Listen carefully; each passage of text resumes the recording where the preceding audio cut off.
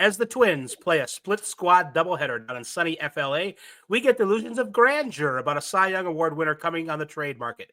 He'd make any team better, but can we expect the Twins to land this fish in a barrel? Brandon will try and hook you just as soon as we get Locked On Twins.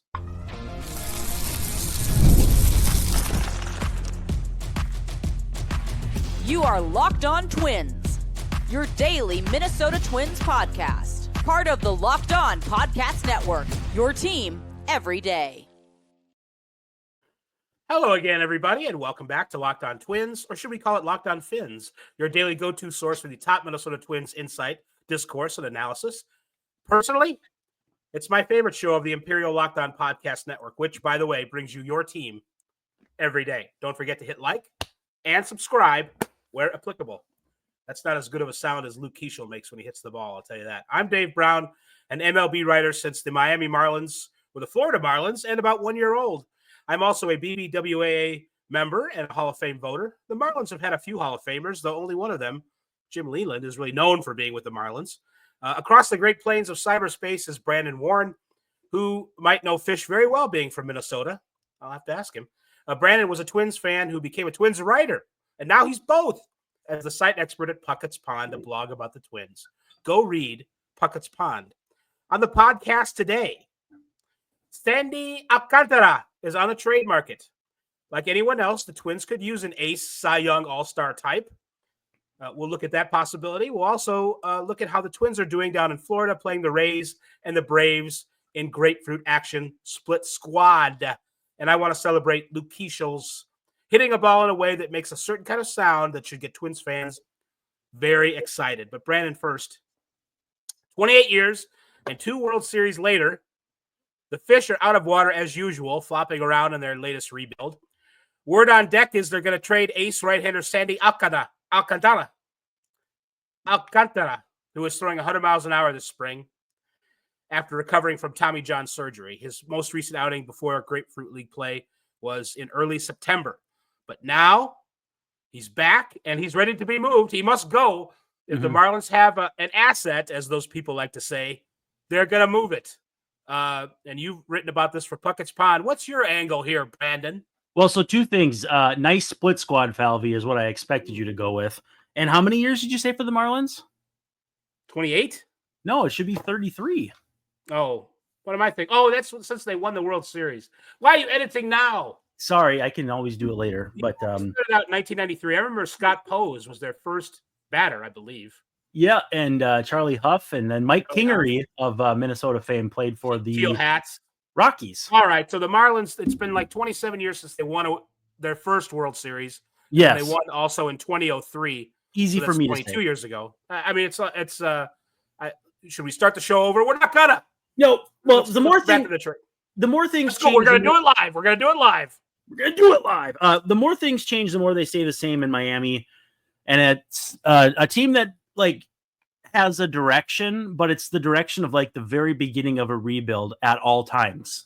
And so anytime a player gets marginally expensive, they're going to be flipped for 4 prospects. And either those trades go incredibly well, like the Marcell Ozuna trade. Now, Ozuna's become a very good hitter and whatnot, but they got Sandy Alcantara, our subject today, Zach Gallen, and then a couple other guys. Flipped Zach Gallen for Jazz Chisholm, flipped Jazz Chisholm for 4 prospects, and the green grass grew all around. Basically, it's just what they do. And Alcantara is coming off TJ. He's got 3 years left on his deal, and it's like, I think I wrote ages 29, 30, and 31. Like the 3 years, you would want a pitcher, notwithstanding the first year back from TJ can be a little bumpy, although if it is, usually it gets better as the season goes on. And then, sometimes it gets worse because then they fatigue after that. But nevertheless, there's enough runway where even if you're like, oh, this first year might not be great, you still get 2 years of club control that should be very, very good. Altogether, those 3 years of club control are going to cost you less than $60 million. The last year is a club option too. So if everything went south, you could pay him his $2 million buyout and say goodbye, in which case you'd only owe him about $38 million total. I mean, this is about as team-friendly a deal as you can imagine. If you thought the Pablo Lopez deal was team-friendly, This is to another degree. And the Pablo deal is team friendly in the sense that if they had waited a year to extend him, and I posited this in the story, they probably would have paid twice as much, at least in terms of total contract value. They paid 73. I would have guessed 150 for him, 6-year 150 range. And so the Twins love a deal. And I think that they're going to see that, not going to see, like they haven't seen it already, but the Alcantara contract, that's a mouthful, kind of fits into a team's budget pretty easily. It just becomes, are you willing to trade what's necessary? And, that's the detail I went into. And when you consider any great pitcher you could trade for, which is what I think the Twins don't really have right now, like Pablo Lopez is great. You can win a World Series with Pablo Lopez as your best pitcher, but anytime you can get better, you have to consider that, right? And so Sandy does that for you. He gives you another level of that. Then you just kind of have to decide, are you willing to pay the toll to get the troll? And I think I would be. And, I don't know what you want me to do as far as breaking down my logistics, but as opposed to like trading for Zach Gallen, who's a free agent at the end of the year and the Diamondbacks are not selling, there's not that many ace types that are going to come available, whether it's at the deadline, like John Morosi said, or even before the season starts, like Harold Reynolds kind of suggested. Like there's a lot of things at play here that we don't really know the answer to.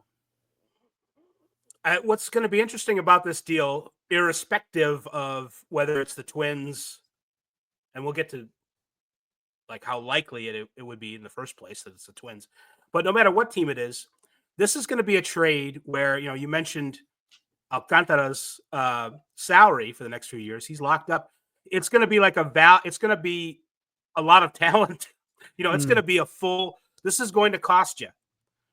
This is going to cost somebody's best prospect or 1A if they're, you mentioned. Well, I walked through what I think the dialogue would even look like. I don't know if you agreed, but and I agreed with the first couple steps. Yes, they start with Walker Jenkins, and you politely say no or whatever, and then you get to Emmanuel Rodriguez, and you think, all right, it's going to take Emmanuel Rodriguez plus something. Well, I think maybe I'm overstating it, but I also think that, a Latin player like Emmanuel Rodriguez in Miami, that's just a good fit. I always thought, though, Eddie Rosario would fit down there too. The flair he played with, and they had James Rowson down there at that time, and Eddie Rosario had broken out under him as a hitting coach. So I had always thought that would have been a good place for Eddie Rosario. That never happened, but I do think Emmanuel Rodriguez would fit the bill also too of what they're trying to do, which is prospects that are MLB ready-ish, but have not had any service time. I mean, basically, bring us your what does it say on the Statue of Liberty? Bring us your poor, your huddled masses. I believe now it says get out. Well, and then the last thing it says is bring us your players making major league minimum, which I think is about $720,000. So that's what the Marlins want to see, and I kind of operated under that MO for my conversation as well. Well, I mean, it sounds. I don't want what's a good word for it. Emmanuel Rodriguez, being a Latino player and a great prospect. I mean, that's certainly not a selling point with the Marlins. Mm-hmm. So I think there's some value in that, and I think that is an excellent place to start. I actually, your article, I liked how you went step by step on I think that was very cool. That was the coolest part of it. How you sort of went back and forth like you were making a fantasy baseball trade, and I don't mean that in a snarky way. I also didn't use the Trade Machine website. I was proud of that, or the Trade Values website that everybody seems to hate. Yeah, that's just some AI BS, right? So yeah, it's not great. I don't like it. But you eventually came up with Sandy Alcantara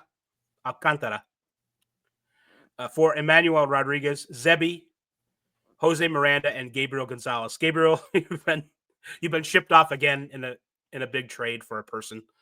I think I would do that. My first impression. I think I'd also look at the Marlins side to see if I could get another piece. It's too late for Jake Berger because he's gone, but I might get a second piece, somebody who's getting paid more than $750,000 to come back and help with the depth a little bit. Maybe. Oh, on the Twins? No, for the Twins from. That's what I mean. Like, you'd want a Marlins player back. Right. Let's see. I'm looking at the Marlins 40-man. I mean, I know I liked Nick Fortes a while ago, but I don't know if that's a good fit. Another catcher. Braxton Garrett's always hurt. Calvin Fauché is a former Twins prospect. I don't know if you know that. I love Edward Cabrera, but I'm maybe a little alone on that. Andrew Nardi has always been kind of interesting to me as a lefty reliever. How about Ronnie Enriquez? Let's get Ronnie Enriquez back. Hey, that'd be nice. Griffin Conine. You know, I still can't believe it didn't work for him in Toronto after they did. Vladdy Jr., Bo Bichette, Griffin Conine, Craig Biggio's kid, Kevin, who is still kicking around somewhere else. They kind of cornered the market on players' kids. But anyway, I think you could make something like that work, especially when the rumors were kind of like Luis Ariz for Pablo Lopez, and then the Twins finagled a couple extra prospects out of the deal, both of whom have kind of busted. But, there's always the chance that, you could say, hey, listen, Marlins, I know you don't want to spend $2 million on this player. We'll take him. My whole issue with this is what we get back to before, and it's the Twins. We have this pitcher on the block. The Twins are also on the block. The entire franchise is for sale. Everything must go. Yeah. We thought Ishbia would be the guy. Ishbia did not turn out to be the guy. The Twins are still for sale. Presumably there are other billionaires interested in buying a baseball team. We don't really have anything new on that. I was surprised that Falvey was able to make the moves that he did, the Ty France and so forth. Yeah, I thought there wouldn't be any money for any players, but they did add about $12 or $15 million of payroll off the $30 million they cut last year. So, but I don't, this would be. I didn't even add that up on the other end, but it's still would be expenditures with Alcantara, and that is hard to. Alcantara. I'm taking your cue, Alcantara. I always say Alcantara. That's what it is. That's how it's a sneaky accent, but it's in there in the middle. Yeah. Well, and that, I mean, Alcantara's deal basically gets your finances back to where they were in 2023. Like that 16 fine by me, but it's not my money. Well, and that's just it though. And if Morosi is right, and it's going to be closer to a mid-season trade deadline trade, who knows what ownership will be like at that point? Who knows if the Twins will, flip out Christian Vasquez's salary to bring in, separate deals and that sort of thing. We don't know. So there's an element of this trade, this proposed trade or this idea of a trade, that it could happen anytime between now and the deadline. And so, yes, I think that it would be tough to sell right now. Although if you're worried about money when it's one of the best value contracts outside of, like I said, rookie deals and anything that the Braves have handed out, you really got to be willing to look the other way for a deal like that, I think. But again, as you said, not my money, their money. You would hope that the negotiations, however they're going, with whomever they're going, would last until into the season. Because, if it were to happen now, and that's Harold Reynolds saying it would happen soon. I don't know what kind of insight he has with the Marlins. I don't know what kind of insight Harold has at all, actually. But, yeah. That's a good point. But he ran on Bo Jackson. Now, we should have questioned his judgment the second he ran on Bo Jackson. See, I don't give him too much guff for that, because someone had to show that you shouldn't. It's all theory until the guy throws you out the plate from the warning track in the Kingdom. So, I'm still bitter though that there's no footage of that, like the middle of the play. Yeah, because they switched the camera switched up, or there was we don't see the throw, right? Nice camera work, Falvey. Right. Boy, why does he screw up everything? Somebody's got to be the fall guy, I guess. But yeah, you mentioned Vasquez and Paddock. That's the dream, trading those guys and shipping off, whatever, how 10 million and 7 million or whatever it is. I mean, that's your 16, 17 million, right? Or your 17 million right there. Right. And another thing, I'm not sure. It started out I swear, spring training started out that there would be no restrictions. Somebody wrote, and I don't have a good source on this, but I saw it somewhere. Somebody wrote that Alcantara would have no restrictions, and it was around the time that he was throwing 100 miles an hour, and it was just coming out. And it's like he's got no restrictions, and then all of a sudden, Jeff Passan reports, well, it's going to be metered and levied and nuanced to keep him, since it's his first season since Tommy John, although he missed all of the offseason 23, 24, and then all of last year too. So it's been a while. It's been since September 2023 that he pitched. That he's going to be limited. So would the Twins have to worry about that this year? See, the thing about this deal, now it is a longer term deal because he's locked up for a few years, his contract. Mm-hmm. But I think, does it help the Twins win the World Series now? I mean, it does, but for me, that's the key, really the key part of it, because they need to strike now. I think they needed to strike last year too, and they're kind of blowing it. And I just think the price paid, you need more than one crack at it. Oh, absolutely. What it would cost. And so, you know what? You bring up a good point, though. I thought for sure I saw that too. And I'm cruising Sandy's page on Roto World. I'm never going to call it anything other than Roto World. I don't see it. Like, it's not the gal who does their MLB.com. It's not Craig Mish.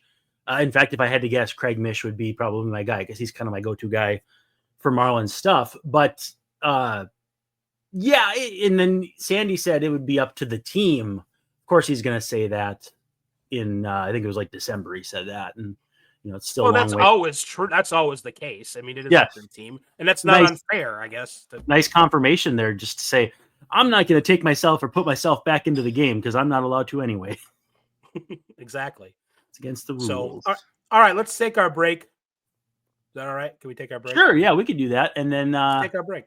We'll have some fun. We got a fun little bit of audio to play too. So I know you're excited about that. I'm very excited. Probably too excited, honestly. But not as excited as I am to talk about wonderful pistachios. If you're looking for a snack that is both delicious and nutritious, crack into a good source of protein with wonderful pistachios. Pistachios are a big time hit at our house. We do the in-shell version, but Wonderful also has the ones that are shelled. So basically, it's up to your preference. These pistachios, those wonderful pistachios, are one of the highest protein nuts. Each 1 ounce serving, which is as small as it sounds, has 6 grams of protein, giving you over 10% of your expected daily value. Plus, they're packed with fiber and better for you unsaturated fats to keep you feeling full longer. That protein fills you up, keeps you feeling like you've had something to eat recently. It's certainly nice to have that. It's a better snack than a lot of things that you can eat. And so if you're going to be doing some mindless snacking on the couch or at your desk, you could definitely do worse than Wonderful Pistachios. So get snackin' and get crackin' with the snack that packs a protein punch. Visit wonderfulpistachios.com to learn more.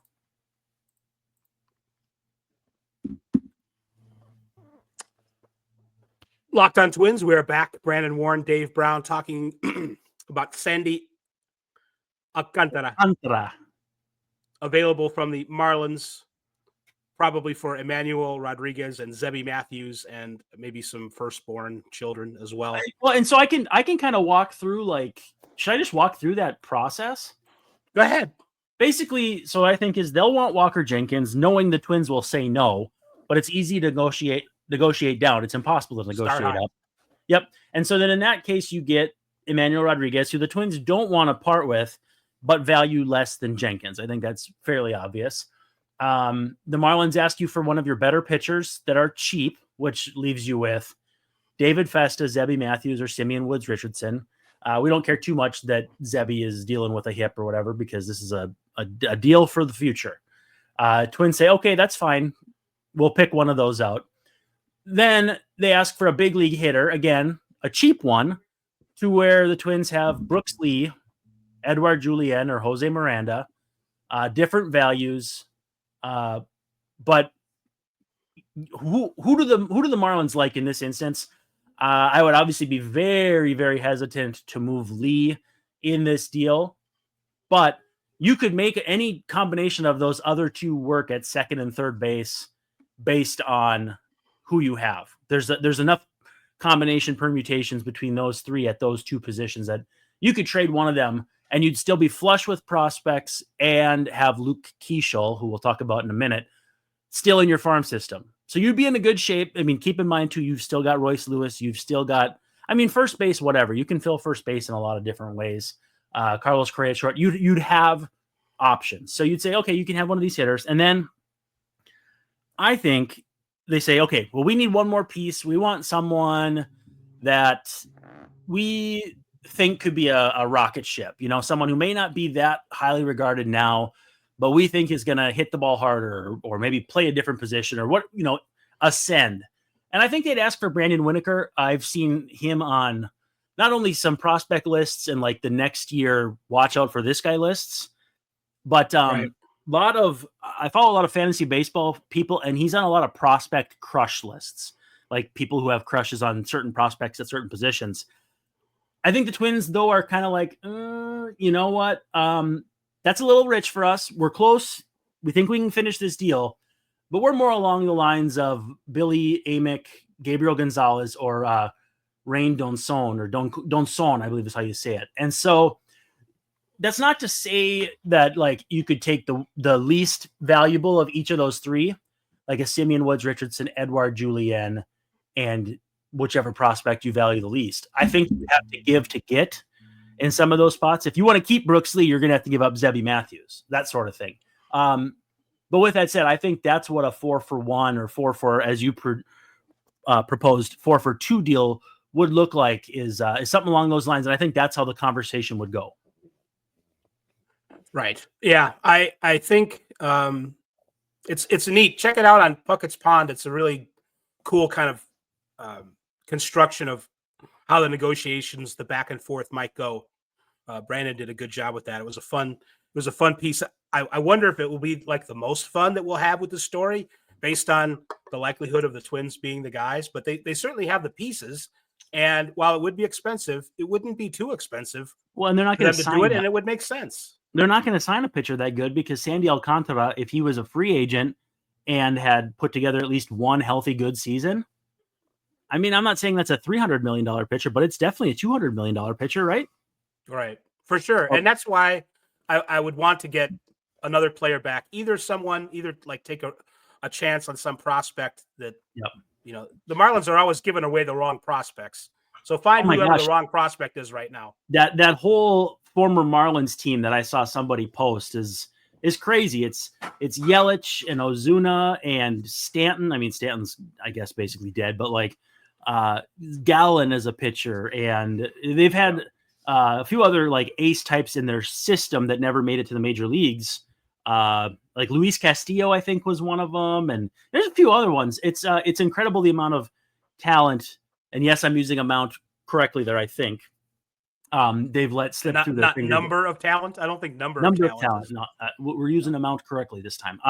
They've let a lot of talent slip through their fingers, their collective fingers. And like I said, this is not the same front office group that they negotiated the Lopez deal with. That was Kim Ng, and I don't know if I'm saying that right either. Yeah, that's right. It's Peter Bendix now. But at the same time, I don't know that much has changed in terms of where they stand as an organization and where they're trying to get, which is not very good now, hopefully pretty good in the future. It's going to be a trade that's similarly constructed. So the Twins played 2 today, like Ernie Banks would ask. They split. Well, they didn't split exactly. They literally split one game because it was a tie. They had a lead and they lost the lead. Then they came back. Man. Yeah, really. It was like with the Rays again.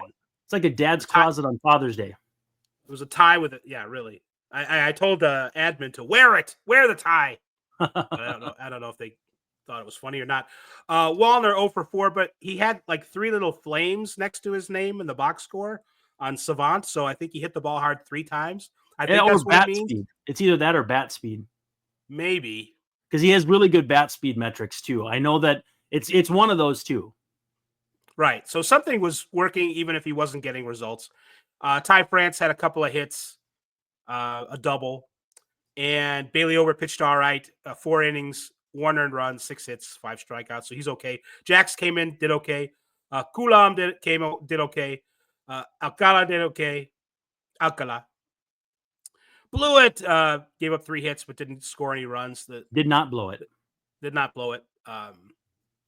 The other game was a tie. Edouard Julien had a couple of base hits and walked twice, I think.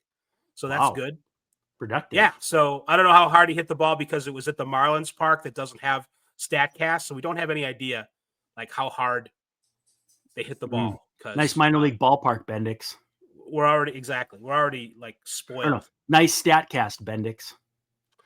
I did like, and this double that Luke Keeschel hit. I don't know. Don't play it yet. I won't.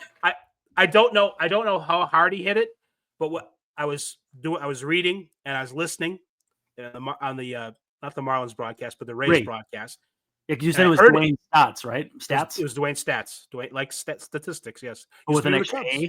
With an extra A. Yes, I know it doesn't make any sense, but stats as if there's only one A. Excuse me. Keeschel hit it, and I heard a sound, and I'm like, oh my god, it was amazing. It was one of those, you know how like the great sounds in sports include like the swish of a basketball going through, whatever they do in hockey. There's some great sounds there. In baseball, it's the knock. The cup golfing, like when the ball drops in the cup. Right. Sure. You didn't need another example. I shouldn't have done that. That's all right. Oh, no points off. But I recorded Keeschel's double, however hard it was hit, and it just sounds great. And you have uploaded it to the mothership, and you're going to play it now. I want to make sure people are prepared for this, so I'm going to do a countdown because it's basically like a rocket. 3, 2, 1. You have a guy like that's Dwayne Stats talking. I want to do it one more time because it's that impressive. Yeah, at least I want to do it 5 more times.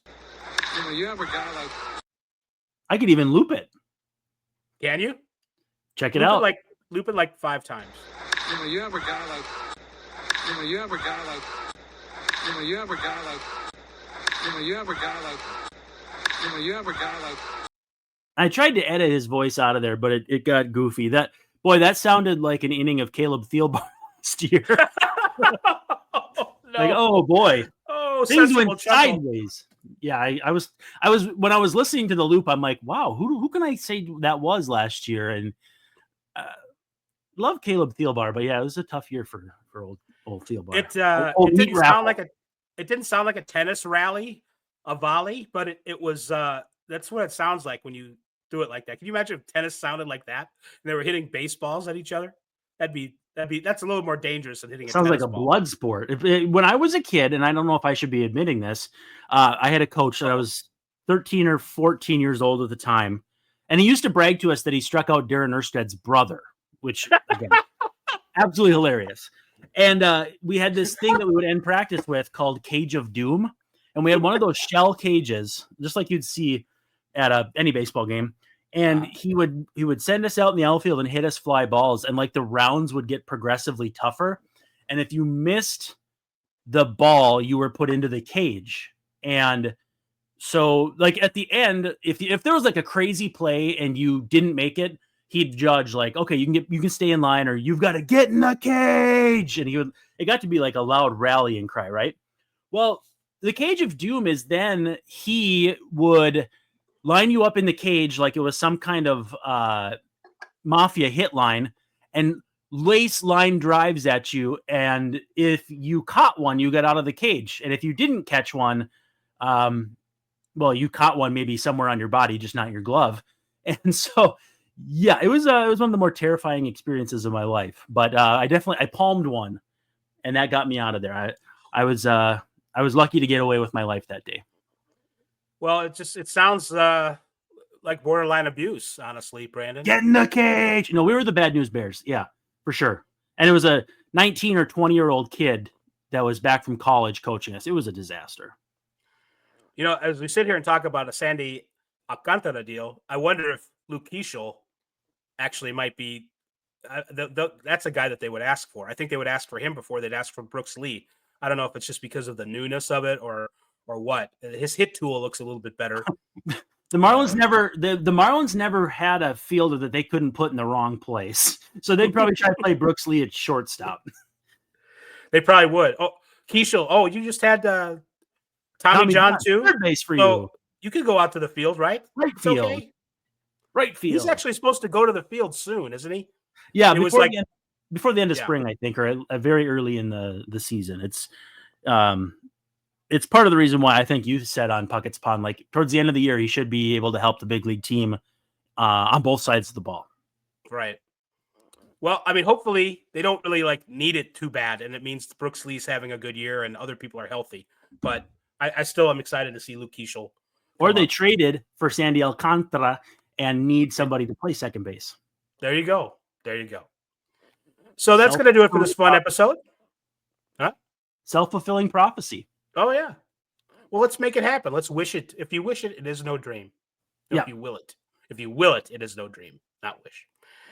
And I wish that you would tune in next time on Locked On Twins. For Brandon Warren, this is Dave Brown. Hey, you got to do the fantasy baseball one. I wasn't going to remind you, but you still got to do it. What do you mean? Did you give me a script?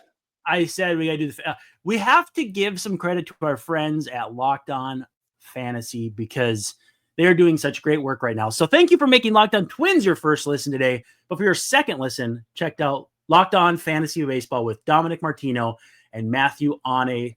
MLB Fantasy Draft season is here. Dave and I are actually drafting our league tonight. So be the most informed fan and set yourself up for a league win. Find Locked On Twins and Locked On Fantasy Baseball on YouTube or wherever you get your podcasts.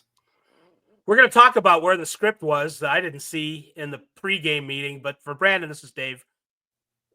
We'll see it tomorrow night. We'll go back and check the tape.